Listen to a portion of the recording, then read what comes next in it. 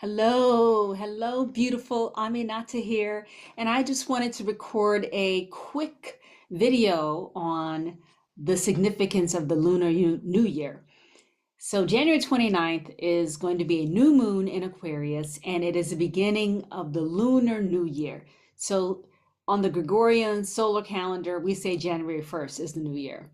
But according to the Chinese and a lot of other cultures who follow the moon for their calendar, the new year is actually on January 29th with this new moon happening in Aquarius.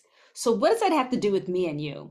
Well, first of all, if you are working with aligning your body and your life to the rhythms of Mother Earth, you want to pay attention to when her new year is. You want to pay attention to when she's having a new moon or a full moon.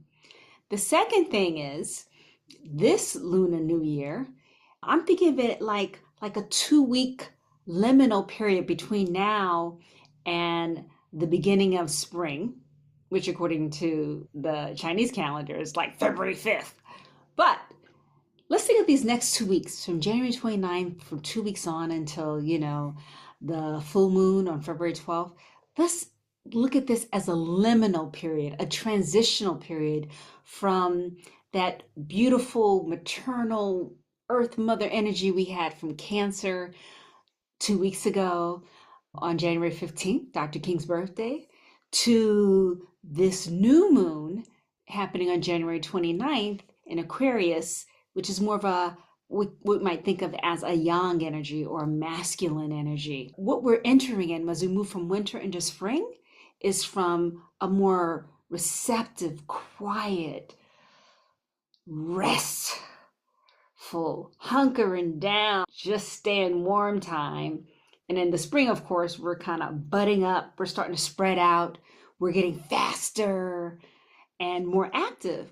Well, in this 2 week period that we're in, as we transition from the depth, the peak and the depth of winter to the beginning of spring, let's use this time to do a couple things. Number one, let's clear the decks. So resentments, regrets, things that you're holding against yourself, against other people, do the work to release those. You could let go by cleaning out a drawer or cleaning out your entire house. Another way to let go or to clear more space is by, let's see, what do I have on my list? Paying a debt. If there's a debt that you haven't been working on, acknowledging it and starting to pay it or pay it completely. If there's a debt that someone owes you that you've been holding with regret, with resentment, or as a grudge, let go of that resentment and grudge so that there is more energy flow between you and the other person. As we move from this yin time to a more masculine time, we might feel our energy picking up and we might want to be doing more stuff. And what I want to say, be cautious. Don't go out too fast. I did this weekend and I overdid it. Instead, notice this perking and wanting to do more energy. Welcome it and do a little more, perhaps, but easy does it. There's two things I really want to talk about here. One of them is this is the time to tend to your roots. This is the time to prepare for the growth of spring by tending to your roots. And February is Black History Month, and a lot of us tend to be looking back at that time, which is powerful. We're roots, people, roots in the past, roots in our culture, all good. Time to tend to our roots. But I want you to tend to your roots in a way that replenishes your energy. So you want to pay attention and only do stuff or expose yourself to energies and information that allow you to rest deeply or that help you to consolidate your energy so that you're preparing for that upward, outward more assertive, aggressive time that spring brings in. So I recommend that you actually just take a few minutes to journal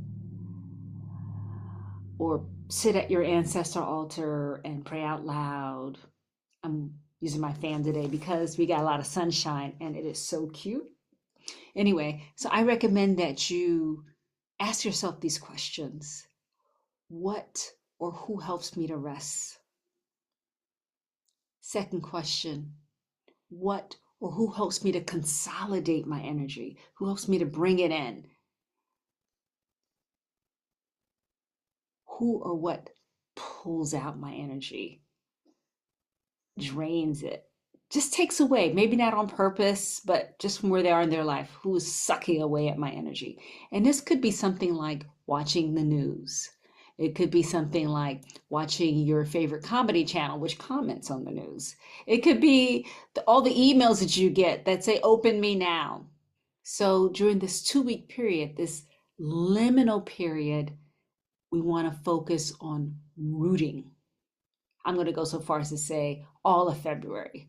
Let's just focus on tending to our roots. So even the parts of our history that we want to go back to and honor, we want to go back to parts of our history that allow us to rest. We want to go back to parts of our heritage that can help us to consolidate energy, that keep us warm.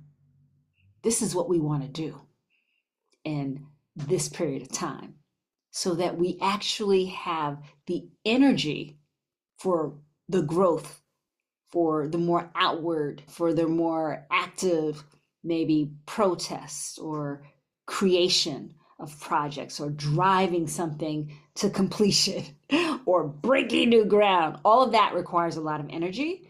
And so this time in February, I encourage you to tend to your roots.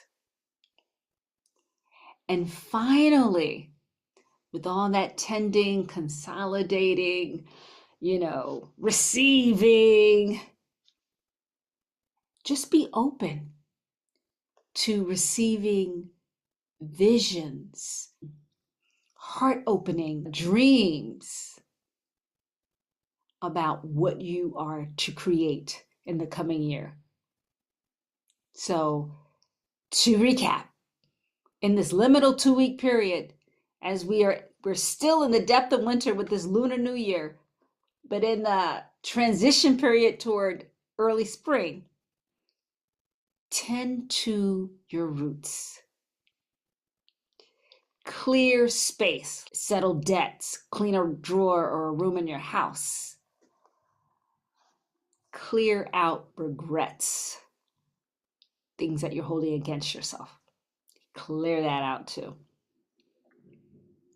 Because when you do this work now, you have the energy to launch, to break new ground, to expand in the spring, to be seen and heard coming from a place of strength rather than from woundedness. All right, that's Aminata talking to you. I hope that was helpful, and I will see you next time. Bye-bye, y'all. Love you.